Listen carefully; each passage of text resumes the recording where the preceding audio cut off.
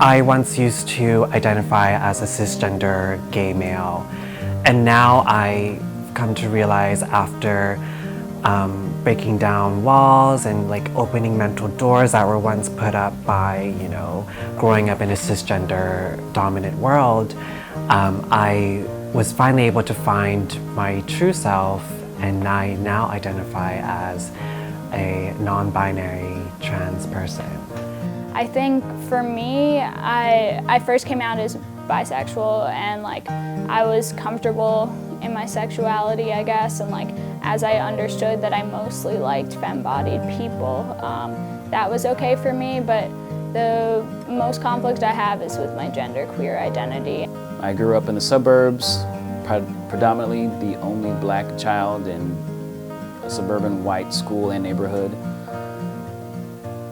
Everyone I saw looked different than me, and I had to find a way to be comfortable with that. Coming out as genderqueer, I really had to battle my own internalized queer phobia, and letting myself know that it's really okay to present on the masculine spectrum, and that I'm gonna end up loving myself so much more. There have been times when I've had to hide or hold back my identity, such as going back home to the suburbs and going to a restaurant and using the bathroom. Before I go out, I will consider, if I should wear this heel or that heel, just because I faced a lot of hate in the past when using the men's bathroom.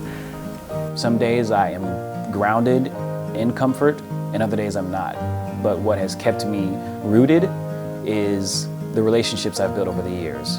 Long-term childhood friends, friends I made in college, friends I've even made here in New York. When I feel lost, I can go to them, and they know me and see me and bring me back to who I know that I am. I think the next generation of LGBTQ people just need to converse with one another, be curious, ask questions, and really learn about one another's identities to further promote intersectionality.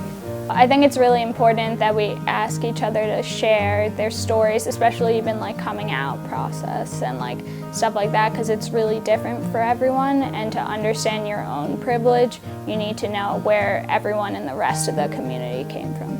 We are a society of various and vast backgrounds and cultures.